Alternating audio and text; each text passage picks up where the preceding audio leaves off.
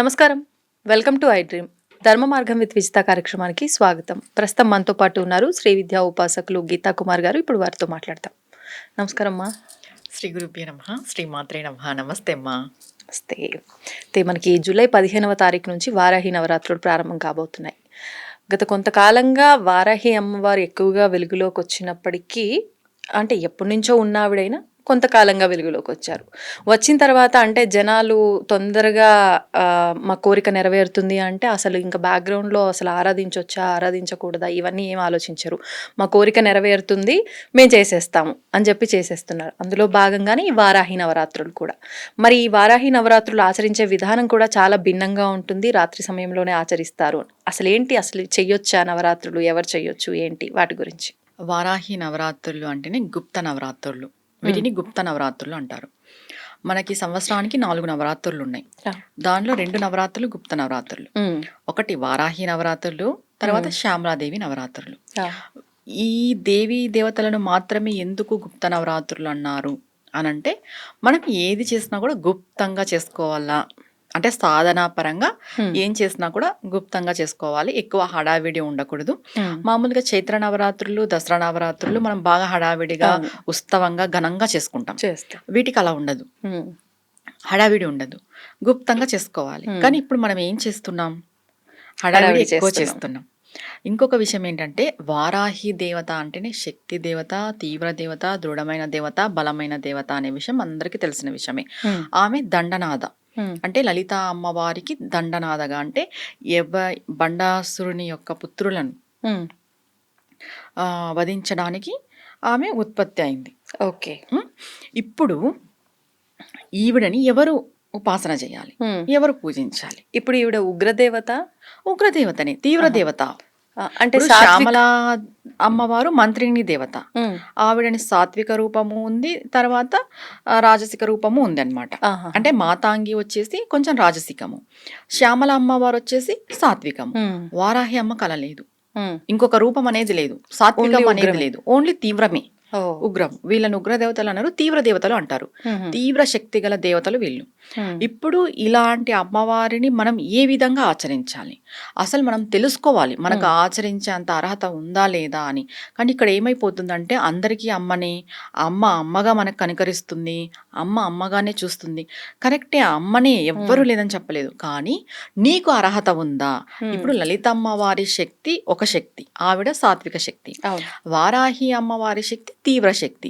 నువ్వు లలిత అమ్మవారి శక్తిని భరించగలవు, కానీ వారాహి అమ్మవారి శక్తిని నువ్వు భరించగలవా? ఇంకొకటి ఏంటంటే, అనుష్ఠాన పరులు లేదా ఉపదేశం ఉన్న వాళ్ళు సాధకులు లాగా చేస్తున్నారు గృహస్థులు కూడా. ఇది తప్పు. నేను పూజించవద్దు అని చెప్పట్లేదు. గృహస్థులకు ఒక నియమాలు ఉంటాయి, ఉపాసన పరులకు ఒక నియమాలు ఉంటాయి. వారాహి అమ్మవారిని పూజించాలి అంటే ఇప్పుడు గృహస్థులు ఏ విధంగా పూజించాలి?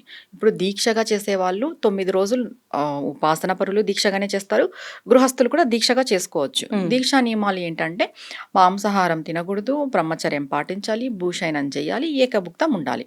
ఇది ఖచ్చితంగా. ఓకే. ఇప్పుడు ఫస్ట్ గృహస్థులదే చెప్దాం.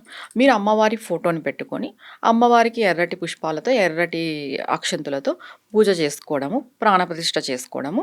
ఇంకొకటి ఏంటి, అమ్మవారి యొక్క 12 నామాలు చదువుకోవడం, అష్టోత్తరం చదువుకోవడం, అమ్మవారికి పానకము, వడపప్పు నైవేద్యం పెట్టడం. అంతే. ఇది గృహస్థులు ఆచరించాల్సింది.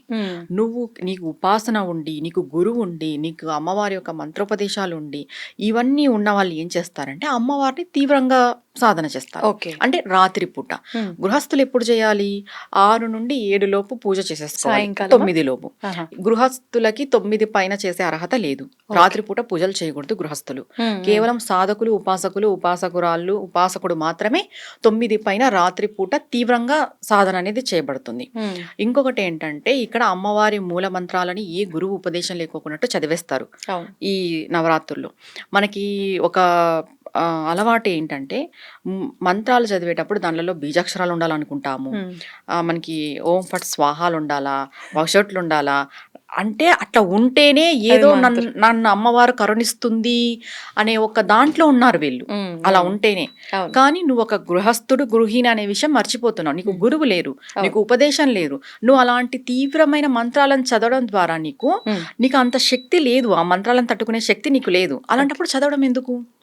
అవును. చదివి నీకు ఏదో జరిగి దాన్ని అమ్మవారి పైన నిందేసి అవసరం లేదు. హ్మ్. గృహస్థులు ద్వాదశ నామాలు చేసుకుంటే సరిపోద్ది. మంత్రోపదేశం లేని వాళ్ళు, గురువు లేని వాళ్ళు తీవ్రమైన సాధనలకి వెళ్ళవద్దు.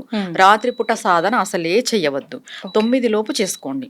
ఇప్పుడు మంత్రోపదేశం ఉన్న వాళ్ళ వరకు వస్తాం. అనుష్ఠానం ఉన్న వాళ్ళు మంత్రోపదేశం ఉన్న వాళ్ళు వాళ్ళకి వాళ్ళ గురువు చెప్తారు. ఇప్పుడు వారాహి నవరాత్రులు వస్తున్నాయి, మీరు ఇది చేసుకోండి, ఈ విధంగా చేసుకోండి. మీ గురువు మీకు ఏ విధంగా అయితే చెప్తారో ఆ విధంగా చేసుకోవచ్చు, తప్పులేదు. ఒకవేళ మాకి మంత్రోపదేశం ఉంటుంది, గురువు అందుబాటులో ఉండరు కొంతమందికి. ఇలాంటి వాళ్ళు ఏం చేయాలి అంటే అమ్మవారికి డైలీ కుంకుమార్చన, అమ్మవారికి డైలీ ఆవరణ పూజలు, అమ్మవారి యొక్క మూల మంత్రాలు వీళ్ళకి పఠించేంత అర్హత ఉంటుంది. ఎందుకంటే ఆల్రెడీ మంత్రోపదేశం ఉంటుంది కాబట్టి అమ్మవారి యొక్క మూల మంత్రాన్ని వీళ్ళు పఠించవచ్చు. వీళ్ళు ఏ సమయంలో చేసుకోవాలి అంటే 3 సంధ్యలు చెయ్యొచ్చు ఉపాసకులు. ఇప్పుడు గృహస్థులు 2 సంధ్యలు చేసుకోవచ్చు, ఉదయము సాయంత్రము. ఈ ఉపాసన పరులు, అనుష్ఠాన పరులు 3 సంధ్యలు చేయొచ్చు, ఉదయము, మధ్యాహ్నము, రాత్రి, సాయంత్రము. ఇంకా కొంతమంది 4 సార్లు కూడా చేస్తారు, ఉదయము, మధ్యాహ్నము, సాయంత్రం, రాత్రి కూడా కూర్చుంటారు. లేదమ్మా మేము ఇన్ని సార్లు చేయలేము అని అంటే అనుష్ఠానం ఉన్న వాళ్ళు ఖచ్చితంగా నైట్ చేయాలి. నైట్ అనేది సాధన చేయాలి కంపల్సరీ. ఒక్కసారి చేసినా కూడా వీళ్ళు 9 పైన చేసుకోవచ్చు. 9 నుండి వీళ్ళు రాత్రంతా చేసినా వీళ్ళకి ఏం ప్రాబ్లం లేదు. ఎందుకు అమ్మవారిని రాత్రిపూట చేయాలి అని చెప్పారు అంటే గుప్తము అన్నాం ఇక్కడ. ఇక్కడ ఆల్రెడీ గుప్తము అన్నప్పుడు అందరూ తిరిగేటప్పుడు, అందరూ లేచినప్పుడు, అందరూ మాట్లాడేటప్పుడు ఇంట్లో డిస్టర్బెన్స్ చేయకూడదు. ఇది గుప్తం అనేది ఎవరికి వర్తిస్తుంది? అనుష్ఠాన పరులకు వర్తిస్తుంది. అనుష్ఠానీలు వీళ్ళు గుప్తంగా 9 పైన అసలు చెయ్యకూడదు. మామూలుగా మీకు గురువు లేడు అని అంటే, ఉపదేశం లేదు అంటే 9 పైన చేసే అర్హత లేదు నార్మల్ గా ఉన్న వాళ్ళకి. ఇప్పుడు వీళ్ళు నార్మల్ గా చేసే వాళ్ళు కూడా మేము ఇలా వారాహి అమ్మవారి ఆరాధన చేస్తున్నాం నవరాత్రుల్లో అని చెప్పి చేయకూడదు అని అన్నారు. అది అవును, వాస్తవమా? ఇప్పుడు నార్మల్ గృహస్థులు ఉంటారు, వాళ్ళు 6 నుండి 9 లోపే చేసుకోవాలి. 9 పైన ఇప్పుడు అర్ధరాత్రి చదవండి మంత్రాలు, అర్ధరాత్రి పూజలు చేయండి అని చెప్తున్నారు. నార్మల్ గృహస్థులు, మంత్రోపదేశం లేని వాళ్ళు, గురువు లేని వాళ్ళు చెయ్యకూడదు. ఎందుకంటే తీవ్ర దేవత ఆరాధన అనేది ఒక గురువు ఆధ్వర్యంలో చెయ్యాలి, గురువు ఉండాలి. ఒకవేళ మీకు అమ్మవారి ఒక మంత్రోపదేశం ఉండి గురువు లేకపోయినా పర్వాలేదు, చేసుకోవచ్చు. ఏ మంత్రోపదేశం లేదు, ఏ గురువు లేదు అన్నప్పుడు నైట్ టైం చేయకూడదు. ఎందుకంటే ఈవిడ తీవ్ర దేవత. ఈ సాధన చేయడం వల్ల, ఈ పూజ చేయడం వల్ల ఏం లభిస్తుంది అంటే వారాహిదేవి అన్నిటినీ మనకు ప్రసాదిస్తుంది అనేది మనకు అందరికీ తెలిసిన విషయమే. ఏంటి అని అంటే మనకు కోర్టు వివాదాలు ఉన్నా తొలగిపోతాయి, భూమి సమస్యలు ఉన్నా తొలగిపోతాయి. తర్వాత అమ్మవారు వచ్చేసి ధనధాన్యానికి సంకేతము. ఆమె నాగలి రోకలి చేతిలో పట్టుకొని ఉంటుంది కాబట్టి మనకు ధనము ధాన్యము అన్నీ లభిస్తాయి. ధాన్యం ఉంటే ఆటోమేటిక్గా ధనం అనేది వస్తుంది, అన్నీ లభిస్తాయని చెప్తారు. ఆరోగ్యము లభిస్తుంది. అమ్మవారి యొక్క తీవ్ర శక్తి వల్ల మనకు శత్రు నాశనం అనేది కలుగుతుంది. మనకి ఎవరైనా తెలిసి కానీ తెలియక కానీ శత్రువులు ఉంటారు కదా, వాళ్ళ యొక్క నాశనం అంటే అమ్మవారు వాళ్ళని నాశనం చేస్తుందని కాదు దీనికి అర్థం. నీకు ఎవరైనా శత్రువు ఉంటే వాళ్ళని మారుస్తుంది, వాళ్ళ మనస్సును మారుస్తుంది. అంతేగాని వాళ్ళని ఏదో వెళ్ళి చంపేస్తుంది, వాళ్ళని నాశనం చేస్తుంది, వాళ్ళ జీవితాలు నాశనం చేస్తుంది, అమ్మవారిని మేము ప్రయోగిస్తాం, ఇవన్నీ లేదు.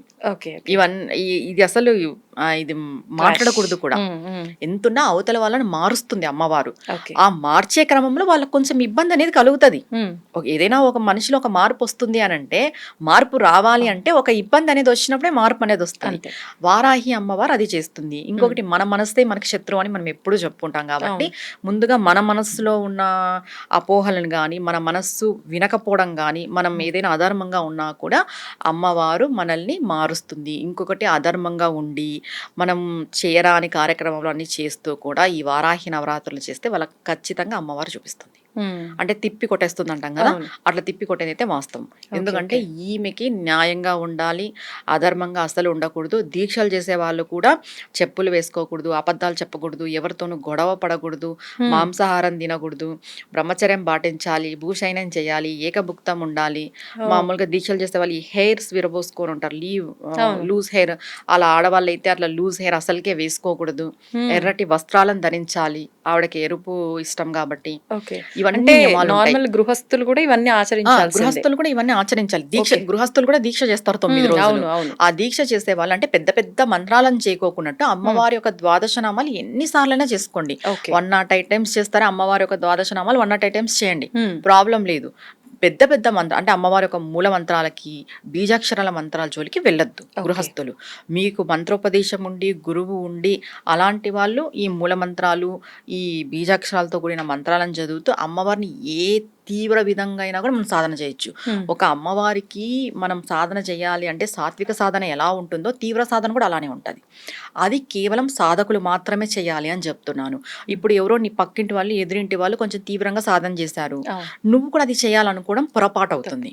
ఇంకొకటి, ఇది చాలా గుప్త నవరాత్రులు కాబట్టి చాలా ప్రీషియస్ డేస్ అంటాం మనం వీటిని. వీటిలో ప్రకృతిలో ఎక్కువ శక్తి దాగుంటది. ఈ నవరాత్రి టైంలో మీరు ఈ అలంకరణలు, ఆర్భాటాలకు పోకోకున్నట్టు, అంటే మనం చూస్తున్నాం ఈ సోషల్ మీడియా వచ్చినప్పటి నుండి విపరీతమైన అలంకరణలు ఇదే ఉంటుంది, హడావిడి. ఒక మంత్రం రాదు, ఒక స్తోత్రం రాదు, ఒక స్తోత్రం చేయరు, ఏమి చేయకపోయినా కూడా ఈ అలంకరణల బేస్ పైనే మనం సోషల్ మీడియా అంతా నడుస్తుంది. అలా కాకోకున్నట్టు దీన్ని పక్కన పెట్టేసి ఇవి గుప్తంగా చేసుకునే కాబట్టి సాధన పెంచండి. ఇప్పుడు గృహస్థులు అయితే ఇదే ద్వాదశ నామాలని ఎక్కువ సార్లు చేసుకోండి. ఈ ఉపాసకులు, సాధన పరులు అయితే మీకు గురువిచ్చిన మంత్రాన్ని చేసుకుంటూ ప్లస్ అమ్మవారి యొక్క మూల మంత్రాలను కూడా ఎక్కువ సార్లు చేసుకోవడం ద్వారా మనకి ఎక్కువ ఫలితము ఉంటుంది. మనం శక్తిని పెంపొందించుకోగలం. అంటే ప్రకృతి నుండి మనకి శక్తి వస్తుంది, అమ్మవారి నుండి మనకి శక్తి వస్తుంది, ఆ మూల మంత్రాలను చదవడం వల్ల మనకు శక్తి లభిస్తుంది. ఇంకొకటి, అమ్మవారి యొక్క అనుగ్రహం శీఘ్రంగా అనుభవిస్తాం. ఎందుకంటే ఇవి చాలా చాలా ముఖ్యమైన రోజులు. మనకి సంవత్సరంలో 4 నవరాత్రులు ఉంటే 3 నెలలకు ఒక నవరాత్రి ఎందుకు వస్తుంది అంటే మనల్ని మనం ప్రిపేర్ చేసుకోవడానికి, మనల్ని మనం రెడీ చేసుకోవడానికి, మనం అమ్మవారి యొక్క శక్తికి దగ్గర కావడానికి, అమ్మవారి యొక్క శక్తి మనలో ఇన్బిల్ట్ చేసుకోవడానికి ఒక్కొక్క నవరాత్రి అనేది వస్తుంది. శక్తి అంతా ఒక్కటే కానీ పేర్ల ద్వారా పరివర్తనం చెందుతుంది. ఇప్పుడు చైత్ర నవరాత్రిలో లలితాదేవిగా మనం పూజిస్తాము. ఇప్పుడు వారాహి, శక్తి ఒకటే, ఈమె వారాహిగా పరివర్తనం చెందింది, మళ్ళీ దుర్గంగా పరివర్తనం చెందుతుంది, మరి శ్యామలాగా పరివర్తనం చెందుతుంది. అంటే నేచర్లో అమ్మవారి శక్తి మనకి సంవత్సరానికి 4 ఋతువులు ఎలా వస్తాయో ఈ నవరాత్రులు కూడా అలానే వస్తాయి. మన నేచర్కి, మనకి, అమ్మవారికి ఎప్పుడు కనెక్టివిటీ ఉంటుంది. మనం వీటిని బాగా ఉపయోగించుకోవాలి. ఇక్కడ పెద్ద పెద్ద నైవేద్యాలు పెట్టే అవసరం లేదు. ఈ నైవేద్యాల విషయంలో చాలా మందికి చాలా డౌట్ ఉంటుంది, అమ్మవారికి ఏం పెట్టాలని. మెయిన్గా పానకమే. పానకము, కందదీపం. మీకు కంద దొరికితే కందదీపం పెట్టుకోండి. దీంట్లో మళ్ళీ 9 రోజులు పెట్టాలా, ఒక రోజు పెట్టాలా అనేది కూడా చాలా డౌట్ ఉంటుంది. ఒక రోజు 9 రోజులు, మీకు ఏ రోజు వీలైతే ఆ రోజు. ఒకవేళ పంచమి రోజు పెట్టుకుంటే చాలా మంచిది. పంచమి 5వ రోజు, పంచమి రోజు కందదీపం పెట్టుకోండి. ప్రతిరోజు కూడా బెల్లం పానకం, వడపప్పు. దీనికి మించి మీరు ఏమైనా పెట్టుకుంటే అది వాళ్ళ ఇష్టం. కానీ అమ్మవారికి పానకమే ప్రధానం పెట్టుకోవాలి. అంటే వారాహి అమ్మవారికి కందదీపం విశేషమా, లేదు అంటే ఏదైనా పరిహారం లాగా? లేదు, అమ్మవారు అంటే అమ్మవారు భూమికి సంబంధించింది కాబట్టి వరాహ రూపము వరాహమూర్తికి సంబంధించింది. ఇంకోటి వారాహిదేవి యొక్క స్వరూపం వచ్చేసి వరాహ అంశ అంటాం. యజ్ఞ వరాహ స్వామి యొక్క శక్తి ఈవిడిలో ఉంటుంది అనమాట. భూవరాహ స్వామి మనం అంటాం కాబట్టి. ఎందుకంటే ఈమెకి భూమిలో పండిన, ఇప్పుడు వరాహం అంటే ఏంటి, ఆల్మోస్ట్ అన్ని తింటాదని మనకి జనరల్ గా చూసుకుంటే దుంపలు భూమిలో పండిండేటివి చాలా ఇష్టమా అని చెప్తారు. అలాగే ఈ కంద దీపం కూడా వారాహి అమ్మకి శ్రేష్టమా అని చెప్తారు. అవైలబిలిటీ ఉంటేనే పెట్టండి, లేకపోతే ఏం అవసరం లేదు. నార్మల్ గా మీరు నిత్య దీపారాధన చేసుకొని మనం ఈ 9 రోజులు ఏం చేయాలి, బాగా జపం చేయాలి, బాగా సాధన చేయాలి. గృహస్థులైతే మీరు ఉదయం 6 నుండి సాయంత్రం 9 లోపు మీ సాధన అంతా చేసేసుకోండి. నార్మల్ గృహస్థులు. అనుష్ఠాన పరులు, గురువులు ఉండే వాళ్ళైతే 9 పైన రాత్రంతా కూర్చొని చేయండి, నో ప్రాబ్లం. సాధన బాగా చెయ్యాలి, జపం బాగా చేయాలి. ఆ దీపం పెట్టిన కందని కూడా నెక్స్ట్ డే కూరల్లో వేసుకోవచ్చు కదా, అలా వినియోగించవచ్చు. వేసుకోవచ్చు, కూరలు చేసుకొని వేసుకోవచ్చు.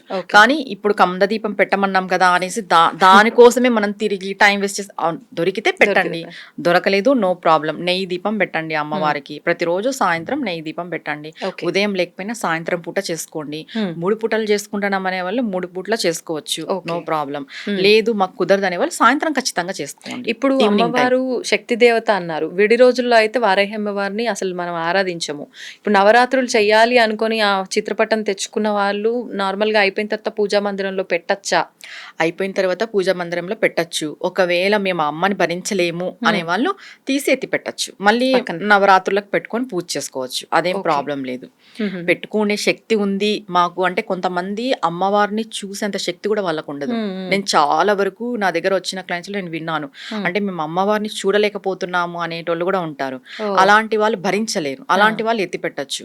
లేదు మేము పెట్టుకుంటాము, నిత్య దీపారాధన చేసుకుంటాము, నిత్యము మేము అమ్మవారికి దండం పెట్టుకుంటామంటే నో ప్రాబ్లం, పెట్టుకోవచ్చు. ఇప్పుడు ఒకవేళ చిత్రపటం కాకుండా కలశ రూపంలో అలా చేసుకుంటాము ఈ విధానం అనుకుంటే చేసుకోవచ్చు. కలశ రూపంలో ఈ 9 రోజులు, ఎందుకంటే ఏ నవరాత్రి అన్న చేయని మనకి మొదటి రోజు ప్రాణ ప్రతిష్ఠ అనేది మనం చేస్తాం. అవును. అంటే అమ్మవారిని ఆవాహన చేసి అమ్మవారు కుటుంబ సమేతంగా వచ్చి మా ఇంట్లో ఉండాలి, 9 రోజులు మా చేత పూజలు అందుకోవాలని చెప్పేసి ప్రాణ ప్రతిష్ఠ ప్రాసెస్ చేసి మనం అక్కడ కలశ స్థాపన కానీ ఫోటో కానీ విగ్రహం కానీ పెట్టుకుంటాం. విగ్రహాల జోలికి గృహస్థులు వెళ్ళొద్దు. ఫోటో కలశం పెట్టుకోండి శ్రేష్టము. మళ్ళీ పెద్ద పెద్ద విగ్రహాలు పెట్టుకొని ఇబ్బంది పడే వాతావరణం తెచ్చుకోవద్దు. ఇప్పుడు అమ్మవారు అందరికీ అమ్మే, కానీ ఆవిడ తీవ్రమైన అమ్మ. ఇదొక్కటి గుర్తుపెట్టుకోవాలి. ఆవిడ మనల్ని ఎంత త్వరగా శీఘ్రంగా అనుగ్రహిస్తుందో అంత శీఘ్రంగా దండిస్తుంది కూడా. ఆవిడ అసలే దండిని మాత. ఆవిడకి దండని మాత అనే పేరు ఉంది. అంటే ఏదైనా తప్పు జరిగితే దండన ఖచ్చితంగా ఉంటుంది, శిక్ష ఖచ్చితంగా ఉంటుంది. లలితమ్మ దగ్గరన్నా లేకపోవచ్చేమో, శ్యామలమ్మ దగ్గరన్నా లేకపోవచ్చేమో, కానీ ఈవిడ దగ్గర ఖచ్చితంగా ఉంటుంది శిక్ష. ఈ శిక్షను మనం అనుభవించాలి. ఆవిడ నుండి మనం ఫలితాలు ఎలా పొందుతామో శిక్షను కూడా అలా పొందాల్సి వస్తుంది. కాబట్టి మీకు ఎంత వీలైతే అంత చేసుకోండి.